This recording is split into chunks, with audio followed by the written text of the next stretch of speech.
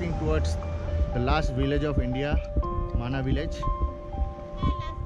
हम लोग last tea stall में जाके चाय पीने वाले हैं और and we are also going to see the last China border is very near to Mana. He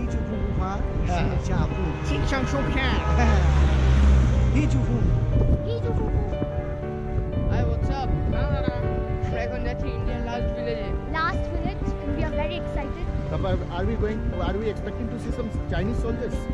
Yes, maybe. Okay, तो हम लोग इंडिया के लास्ट विलेज माना में आ गए हैं। ओके, तो यहाँ पे हम लोगों ने एक गाइड भैया को हायर किया है, उनका नाम है देव पंडवाल। वो हमको यहाँ पे जो देखने लायक जगह है वो स्पॉट सब दिखाएंगे। 6 स्पॉट है टोटल, तो वो 6 हमको 1.5 घंटे में कवर करेगा। अप एंड डाउन है अराउंड 1.5 किलोमीटर। तो जैसे जैसे आगे बढ़ते हैं वैसे वैसे देखते हैं क्या क्या है यहाँ पे और क्या क्या हिस्ट्री है उसका। मेन तो हिस्ट्री जानना है ना। एक्सप्लेन करेंगे सर, वहाँ पे रुकेंगे ना आगे पे। हाँ हाँ, तो ग्रुप इकट्ठा कर लेंगे एक ही बार। हाँ सर, यहाँ का लोकल गाइड हूँ, हर टाइम करता हूँ ये सर। तो यहाँ पे मैं आपको 6 पॉइंट दिखाऊंगा। यहाँ पे गणेश गुफा है, वेदव्यास जी की गुफा है, आपका भीम का पुल है, सरस्वती का ओरिजिन है, मानसरोवर का जल है, आपका केशव प्रयाग है जहाँ पे सरस्वती अलकनंदा का ज्वाइनिंग है। अब जैसे ये पॉइंट आएंगे तब आपको पॉइंट के हिसाब से इसका हिस्ट्री एक्सप्लेन करूँगा मैं वहाँ पे। पहले आपको यहाँ की लोकल हिस्ट्री बताता हूँ। ये इंडिया का लास्ट विलेज है माना गाँव। इसका पुराना नाम मणिभद्रपुरी था। मणिभद्रपुरी इसका फुल नेम भी है, जो शॉर्ट नेम माना पड़ा है। इसकी कल्चर और संस्कृति की वजह से पड़ा है। जो यहाँ पे लोग रहते हैं ओनली 6 मंथ के लिए रहते हैं, अपने कल्चर के लिए रहते हैं। यहाँ का जो बिजनेस है टूरिस्टों पे डिपेंड है। हैंडमेड सबसे ज़्यादा होता है इधर। इसके अलावा खेती होती है। सामने जितने खेत है ना, इनमें आलू सबसे ज़्यादा होता है। यहाँ से आलू बाहर जाता है। तो 6 मंथ में यहाँ पे जो भी कमाते हैं लोग, उसके बाद यहाँ से निकल जाते हैं। नवंबर में ये क्लोज हो जाता है। यहाँ पे जो लोकल्स रहते हैं सब निकल जाएंगे यहाँ से। तो आपका चमोली डिस्ट्रिक्ट में यहाँ पे उनके घर हैं, वहाँ पे लोग रहते हैं। तो यहाँ पे बर्फ़ पड़ता है इसलिए लोग नीचे चले जाते हैं। आपका कल्चर है, बद्रीनाथ जी के कपाट बंद हो जाते हैं, उसके बाद यहाँ पे कोई नहीं रहता है। आर्मी पूरे ईयर यहीं रहती है। सामने आर्मी का बेस कैंप है ये जी, और आगे एक बेस कैंप है इधर साइड। वहाँ से वो रोड कटता है, जो वो रोड जाता है यहाँ ऊपर होते हुए 65 किलोमीटर आगे इंडिया का बॉर्डर है जहाँ पे इंडियन आर्मी है। उसके बाद आपका चाइना आ जाता है। तो ये 65 किलोमीटर आगे ये रोड जहाँ पे आर्मी है वहाँ तक जाता है। सिविलियंस अलाउ नहीं है इस पर जी। सामने का जो ये माउंटेन है ये नारायण पर्वत है, और ये वाला नर। ये वाला क्या? और ये नर है, नर है, ये वाला नारायण। ये नारायण है। अच्छा, और ये नारायण जी। बद्रीनाथ का जो मंदिर है आपको पता है वर्ल्ड का सबसे बड़ा धाम है, इसी पे स्थापित है, पहली छोर पर है। सामने 2 टेंपल देखिए आगे। एक रेड वाला है जहाँ पे वो लोग दिख रहे हैं ना। हाँ, एक दूर रेड में वाला है वो माता लक्ष्मी का टेंपल है, और एक वाइट येलो प्लस रेड ये माता मूर्ति का टेंपल है। बद्रीनाथ जी की माता है। अच्छा जी। आपका जब इनके नाम कैसे फेमस हुए आपको एक स्टोरी बताता हूँ। जब सतयुग का टाइम था, एक राक्षस पैदा हुआ था यहाँ पे दुर्गम नाम का। भगवान सूर्यदेव ने उसे 1000 कवच कुंडलों का वरदान दिया था।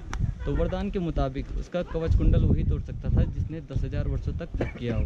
कोई भी उसके खिलाफ जी, दुर्गम दानव था, तब किया हो, तब जी, तब मेडिटेशन जी। तो कोई भी उसके खिलाफ जाता तो उसे मार दिया करता था। उसका नाम जब कवच कुंडल मिल गई उसे, उसका नाम सहस्त्रा कवच पड़ता है। तो भगवान विष्णु उसका अंत करना चाहते थे क्योंकि परेशान हो गए थे भगवान विष्णु। तो पहले आपको पता है कि यहाँ पे जो बद्रीनाथ जी में पहले भगवान शिव रहते थे, इसीलिए इसे आदि केदारेश्वर के नाम से भी जाना जाता है बद्रीनाथ। सामने जो माउंटेन है वो नीलकंठ माउंटेन आपको बद्रीनाथ से दिखता है। हाँ जी, उसी की बैक साइड में केदारनाथ, उसी के बैक साइड में केदार है। आपका फ्रंट में इधर बद्रीनाथ पड़ता है। तो भगवान विष्णु यहाँ पे आए थे, उन्होंने भगवान शिव से स्थान मांगा था जन कल्याण के लिए, और उन्हें केदारनाथ में शिफ्ट करवाया था। तो जो माता थी, माता की कोई संतान नहीं थी पहले, माता मूर्ति की। ये संतान प्राप्ति के लिए तप कर रही थी। तो भगवान विष्णु ने इन्हीं की कोख से 2 रूपों में अवतरित हुए, नर और नारायण के रूप। अच्छा। सहस्त्रा कवच के अंत करने के लिए जिस माउंटेन पे नारायण ने तप किया वो नारायण के नाम से फेमस हुआ, जिस पे नर ने तप किया वो नर के नाम से फेमस हुआ। सामने जो माता मूर्ति का टेम्पल है ये सितंबर में एक ही बार खुलता है। सितंबर में 52 द्वादशी के दिन यहाँ पे एक मेला लगता है जिसमें भगवान नर नारायण शालिग्राम मूर्ति जो बद्रीनाथ जी के टेम्पल में स्थापित है यहाँ पे दर्शन के लिए लाई जाती है। इसी फेस्टिवल के दौरान यहाँ पे पूजा अर्चना होती है, बाकी टाइम ये क्लोज रहता है। जो ये वाला टेम्पल है ये लोकल टेम्पल है क्षेत्रपाल श्री घंटाकरण जी का। तो जो आपका बद्रीनाथ जी है, बद्रीनाथ जी के अंग रक्षक हैं, बॉडी गार्ड। तो ये बद्रीनाथ जी का टेम्पल वहाँ है और इनका टेम्पल यहाँ पे है जी। सामने का जो ये माउंटेन है ये कुबेर पिक है। कुबेर पिक जी। इसके पीछे आपका अलकापुरी टॉप पड़ता है, यहाँ से 10 किलोमीटर दूर पड़ता है अलकापुरी टॉप, जहाँ से माँ अलकनंदा का ओरिजिन होता है, वहाँ से स्टार्ट होती है। आपका लास्ट में गंगा में चेंज होती है। आपको केशव प्रयाग में उसके बारे में बताऊँगा। कुबेर जो आपके तिरुपति बालाजी थे ना, उन्होंने पद्मावती से विवाह करने के लिए कुबेर से धन का कर्जा इधर ही से लिया था, तभी से कुबेर पिक के नाम से फेमस है।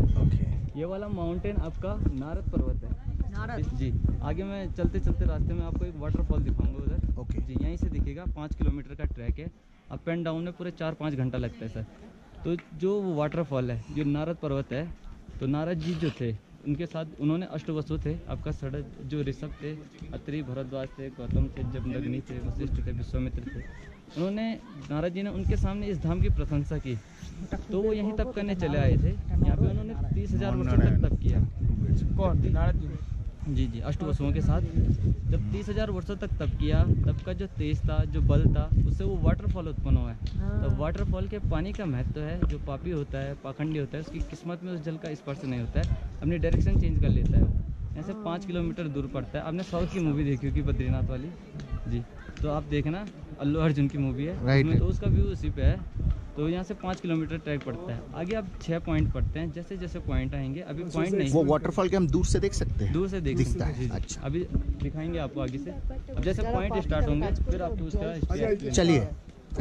Now we are walking inside Mana village. यहाँ पे there are few sightseeings. यहाँ पे भीम पुल है, सरस्वती धाम है, केशव प्रयाग है, गणेश गुफा है, व्यास गुफा है। तो अभी most probably we are going to Ganesh गुफा एंड व्यास गुफा राइट हैंड साइड में। ओके, फिर इसके बाद आके इस तरफ है भीम पुल, सरस्वती धाम, केशव। ओके चलो लेट्स मूव। ये फर्स्ट पॉइंट है गणेश गुफा, और यहाँ से 150 मीटर की हाइट पे सेकंड पॉइंट वेद व्यास जी की गुफा है। दोनों गुफाओं का स्टोरी सेम टू सेम है। आपने महाभारत की हिस्ट्री सुनी होगी। जब वेद व्यास जी महाभारत की रचना कर रहे थे, उन्हें एक राइटर की ज़रूरत थी जल्दी से महाभारत को लिख सके, इसलिए उन्होंने गणेश जी का चयन किया था, क्योंकि उन्होंने सुना था कि गणेश जी सबसे चतुर है। तो गणेश जी से जब गणेश जी का उन्होंने ध्यान किया, गणेश जी इस गुफा में प्रकट हुए, महाभारत लिखने के लिए राजी हुए। बट गणेश जी चंचल थे थोड़ा, इसलिए उन्होंने वो महाभारत को लिखना भी नहीं चाहते थे। इसलिए उन्होंने वेद व्यास जी के आह्वान करने पे वेद व्यास जी को कहा कि मैं महाभारत को तभी लिखूंगा जब आप कंटिन्यूस बोलेंगे। जहाँ से बोलना एक बार स्टार्ट हो गया, फिनिश होने तक रुकना नहीं है। अब गणेश जी आपके साधारण नहीं थे, भगवान शिव के पुत्र थे। वेद व्यास जी भी भगवान विष्णु के 17वें अवतार थे। तो वेद व्यास जी ने जब इनकी शर्त को सुना कि कंटिन्यूस बोलना है, पर कंटिन्यूस नहीं बोल सकते थे वो, क्योंकि महाभारत में ऐसे मोड़ आते थे जहाँ पे उनको रुकना होता था, तो साधारण नहीं थे। तो वेद व्यास जी ने जब इनकी शर्त को सुना, उन्होंने कहा गणेश जी से, मुझे तुम्हारी शर्त मंजूर है, बट मेरी भी शर्त होगी कि मैं मन ही मन बोलूँगा और आपको लिखना होगा। जिस वर्ल्ड का आपको मीनिंग पता ना होगा, उस वर्ल्ड को आप तब तक नहीं लिखोगे जब तक कि उसका मीनिंग पता ना लगे। अब मन ही मन बोलते थे तो कंटिन्यूस बोल सकते थे। अगर उनको महाभारत में ऐसे मोड़ आते जहाँ पे उनको रुकना होता, ऐसे वर्ल्ड पहले से ढूंढ कर रखते जिनका मीनिंग पता करने में गणेश जी टाइम लगाते थे। ये टाइम लगाते उनको ऑटोमेटिकली टाइम मिल जाता था। ऐसे करके पूरी महाभारत गणेश जी के द्वारा यहाँ पर बैठ कर लिखी गई। वेद व्यास जी ने अपनी गुफा से मन ही मन बोला। दोनों का हिस्ट्री तो सेम है, बट आपको अभी वेद व्यास जी की गुफा चलेंगे। इसके बाद जब यहाँ से आप दर्शन कर लोगे तो वेद व्यास जी की जो गुफा है, वहाँ पर वेद व्यास जी ने वेदों को 4 भाग में बांटा था। 4 वेद, 18 पुराण, श्रीमद् भागवत सहित ब्रह्म सूत्र की रचना वेद व्यास जी ने अपनी गुफा में बैठकर की है। ऊपर एक स्टोन है जिसे व्यास पोथी बोलते हैं। पोथी का मतलब किताब होता है। आपको पता है पहले के जो लोग रहते थे उनके पास नोटबुक नहीं होता था लिखने के लिए, तो भोजपत्री की छाल का यूज़ करते थे। आपको भोजपत्री का ट्री दिखाऊंगा मैं, तो उसकी लेयर निकलती है, तो आपके जितने भी इपिक्स हैं उसी पे लिखे गए। तो ऊपर जो व्यास पोथी नाम का पत्थर है, मानते हैं कभी के टाइम पे ये भोजपत्री की पोथी हुआ करती थी, इसे वेद व्यास जी की बुक मानते हैं। तो मानते हैं कि जब कलयुग आने लगा तो धीरे धीरे वो स्टोन में कन्वर्ट हो गया। तो इस स्टोन पे लाइन, जी स्टोन बंद किताब की तरह है, उस पर लाइनेज है। मानते हैं कि जो वो लाइन है वो उस बुक की 80,000 लेयर्स है। आपका जो जब 17 पुराणों की रचना कर दी थी वेद व्यास जी ने, उनको आत्मसंतुष्टि नहीं होती है। तो 18वां पुराण श्रीमद् भागवत महापुराण है, उसकी रचना भी वेद व्यास जी ने अपनी गुफा में बैठकर किया था। आप पहले यहाँ पे दर्शन कीजिए, फिर आप ऊपर चलेंगे। गणेश गुफा देख के हम लोग व्यास गुफा की तरफ जा रहे हैं, लेकिन यहाँ काफ़ी चढ़ाई है, ये देखिए।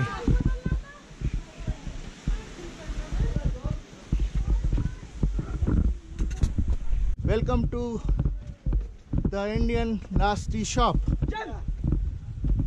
चलो, जिस जगह को टारगेट करके हम लोग निकले थे वो टारगेट पूरा हो गया। अब देखते गाइड क्या बोलता है। Right now we have reached Vyas पोथी।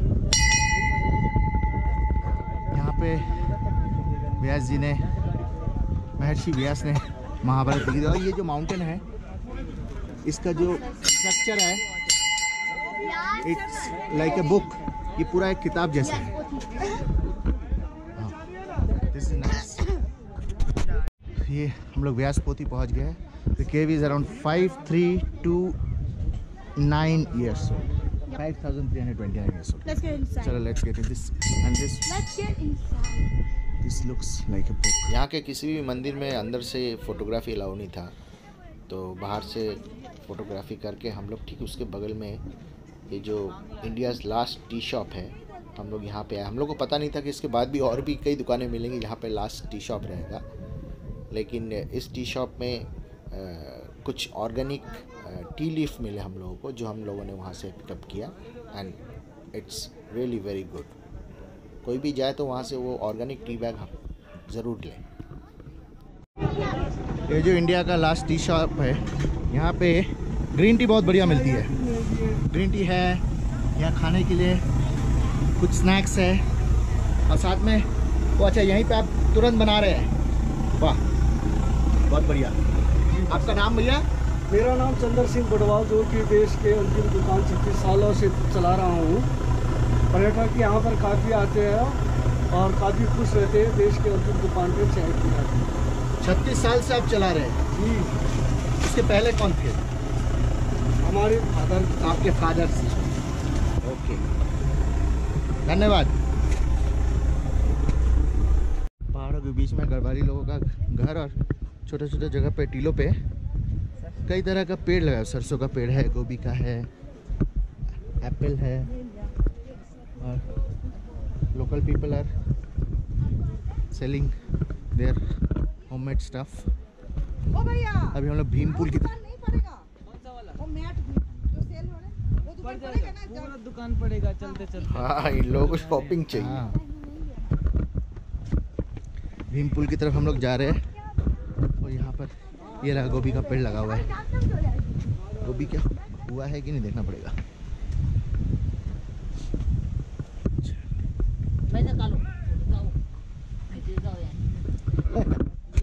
ब्यूटीफुल प्लेस, क्या व्यू है यहाँ से। हम लोग भीमपुल पे पहुँच गए हैं। Let's see how does it। नहीं, ज़्यादा नहीं है, 10 मिनट। आने जाने में लोग पूछ रहे थे कि इंडिया का लास्ट टी शॉप कहाँ पर है।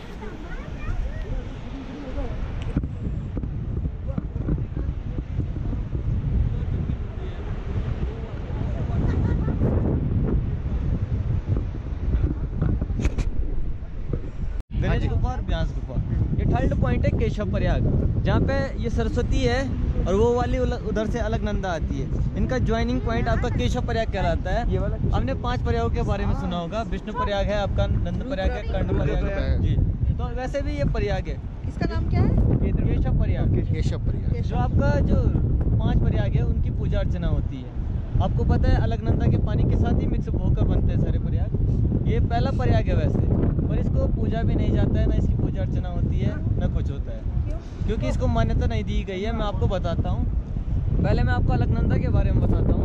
अलकनंदा का स्टार्टिंग यहाँ से 10 किलोमीटर आगे अलकापुरी टॉप, तो यहाँ से देखिए ना, वो स्नो वाला माउंटेन है, वो अलकापुरी टॉप है, वहाँ से अलकनंदा का ओरिजिन होता है। अलकनंदा को विष्णुपति गंगा के नाम से भी जानी जाती है, और आपकी ये 5 प्रयाग बनाती है। इसके बाद ये सरस्वती है, इसके ओरिजिन पे हमको जाना है। आपको पता है ऑल इंडिया में सरस्वती कहीं नहीं दिखती है, गुप्तगामिनी के नाम से भी जानी जाती है। तो इसके पीछे मैं आपको रीजन बताता हूँ कि क्यों नहीं दिखती है ऑल इंडिया में। जब वेद व्यास जी महाभारत की रचना कर रहे थे, तो ये वेद व्यास जी के शब्दों से प्रभावित होने लगी थी और अपने पानी के फोर्स को बढ़ाने लगी, क्योंकि महाभारत के युद्ध में ऐसे मोड़ आते थे जहाँ पे ज्ञान की बातें होती थी। अब सरस्वती ज्ञान की देवी है, ज़्यादा ज्ञान सुनती है, उसको खुशी होती है, अपनी खुशी को पानी के फोर्स से प्रकट करती है। पानी के फोर्स की वजह से साउंड उत्पन्न होता है, और उस साउंड की वजह से वेद व्यास जी बोलने में डिस्टर्ब होने लगते हैं और गणेश जी लिखने में। वेद व्यास इनको लाख बार समझाते पर ये मानती नहीं है। अंततः इन्हें श्राप मिलता है कि इनका आधा पानी विलुप्त हो जाएगा और इनका नाम यहाँ से आगे चलकर समाप्त हो जाएगा। यहाँ से आगे जब इनका पानी जो आधा विलुप्त होता है वो अंडरग्राउंड जाता है इलाहाबाद त्रिवेणी संगम में, जहाँ पे गंगा यमुना सरस्वती का संगम है। वहाँ पे सरस्वती नहीं दिखती है। आधा पानी ओनली 700 मीटर के दायरे में बहता है और सरस्वती का एंडिंग पॉइंट यहाँ पे आ जाता है। और इसके बाद ये अलकनंदा में मिक्स हो जाती है। अलकनंदा को एक अपॉर्चुनिटी मिलती है, इसका नाम देवप्रयाग तक चेंज नहीं होगा। जब यहाँ से आगे अलकनंदा चलती है तो आपका पहला विष्णुप्रयाग में मिलती है। विष्णुप्रयाग में आपका धौली गंगा है, नंदप्रयाग में आपका नंदाकिनी है, फिर कर्णप्रयाग आता है। कर्णप्रयाग में आपका पिंडा नदी है, आपका रुद्रप्रयाग में मंदाकिनी है। जब देवप्रयाग में ये पहुँचती है अलकनंदा के पानी के साथ, जब भागीरथी और अलकनंदा का संगम होता है तब गंगा बनती है। गंगा एक हॉली रिवर है, आपको पता है आगे बंगाल की खाड़ी में निकल जाती है। पर जब वेद व्यास जी के श्राप के कारण ही ऑल इंडिया में सरस्वती कहीं नहीं दिखती है, और श्रापित होने के कारण इस प्रयाग को प्रयाग का दर्जा नहीं दिया गया, न इस प्रयागों की लिस्ट में लिया गया। वरना अलकनंदा के रिवर के पानी के साथ मिक्स होने वाला प्रयाग का फर्स्ट पॉइंट यही था। चलिए after the last tea stall of India हम लोग जा रहे हैं हिंदुस्तान की अंतिम दुकान। So that's the last shop of India. But tea stall is also shop, this also shop. अब कौन ठीक बोल रहा है कौन गलत बोल रहा है ये पता नहीं है। चलो वहाँ जाके लेकिन ये व्यू बहुत अच्छा है।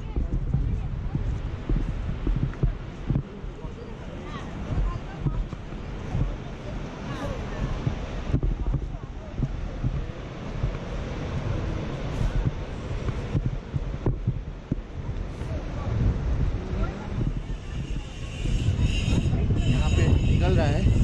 Oh my God, this is beautiful.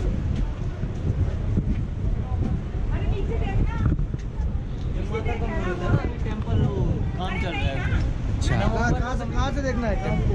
ये सरस्वती माता का मूर्ति यहाँ रखा हुआ है, लेकिन टेम्पल में इसलिए रखा है क्योंकि टेम्पल का काम चल रहा है, जो कि आपका यहाँ पे है। और ठीक इसके सामने थोड़ा सा जाने पर मानसरोवर का जल है सर, इसका आचमन कर लो आप पहले, इसके बारे में बताऊंगा आपको। आज इसके बारे में बताइए आप पहले इसको पी लो।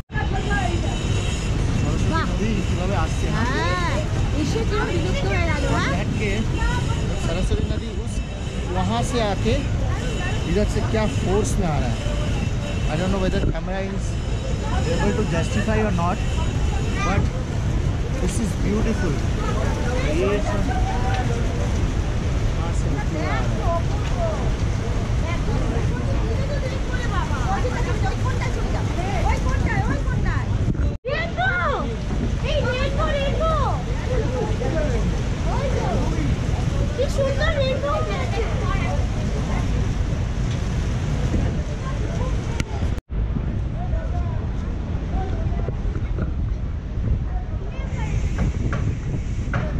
थोड़ा और आगे जाने पर हम लोगों को और एक दुकान मिली जहाँ लिखा था हिंदुस्तान की अंतिम दुकान।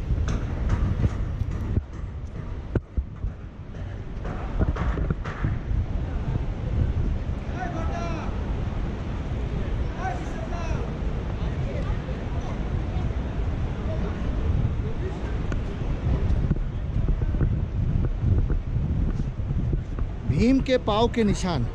मानसरोवर का जल, जहाँ पे आपने पानी ग्रहण किया है ना, ये मानसरोवर का जल है। आपको पता है मानसरोवर की झील तिब्बत में है, आपका कैलाश पर्वत पे पड़ता है। उन पर्वत के बैक साइड में 1962 का इंडो चाइना का वॉर नहीं हुआ था, यहाँ के लोगों का तिब्बत के लोगों का आपस में बिजनेस चलता था। यहाँ पे हैंडमेड होता है, इसलिए कल्चर की वजह से इसका नाम माना है। माना का मतलब होता है माना गया हुआ गाँव, अपने कल्चर के लिए फेमस है।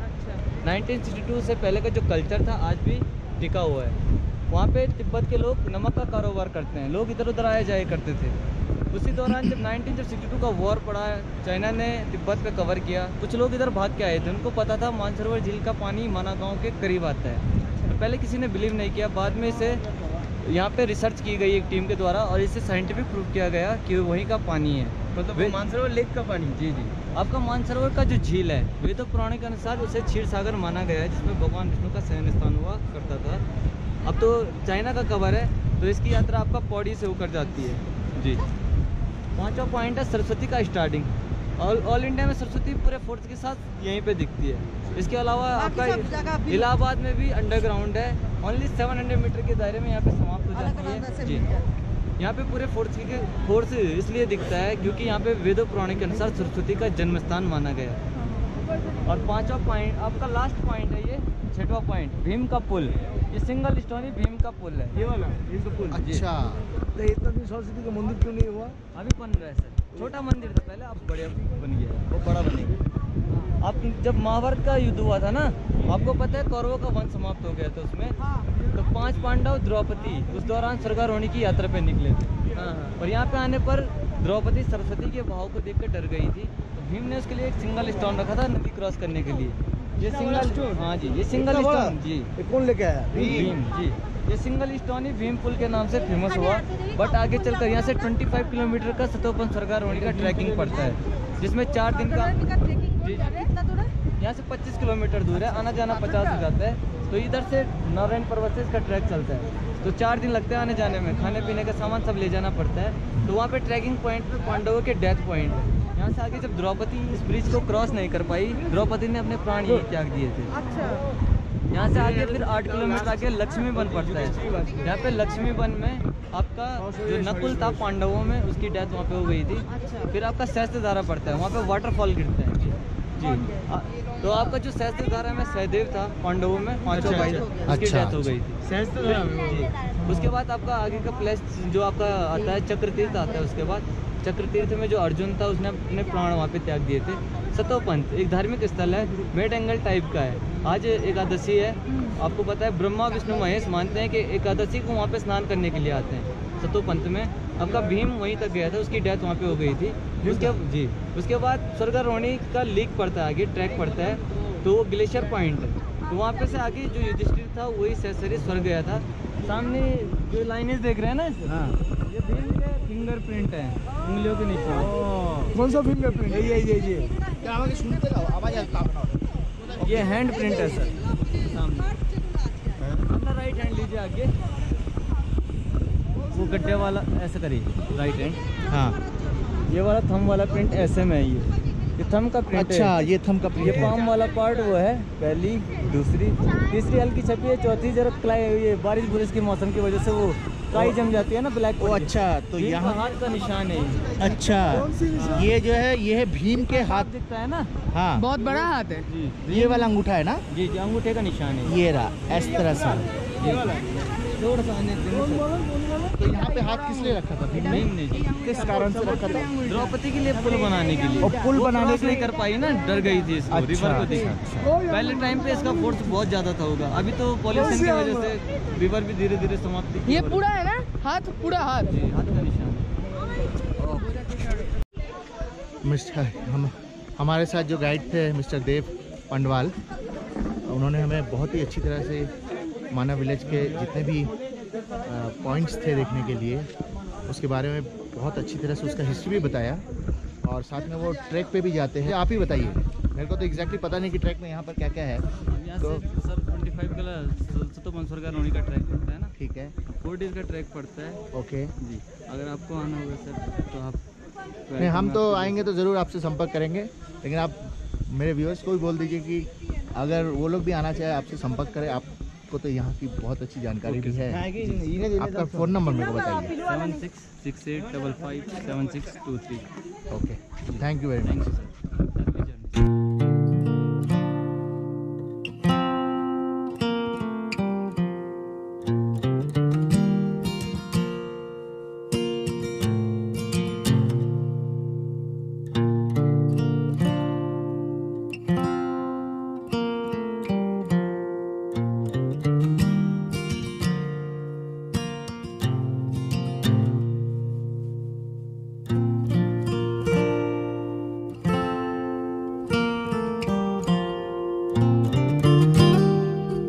Mana village is a must visit place here. Whoever comes to Bhatnagar temple, do come to Mana village and explore the history.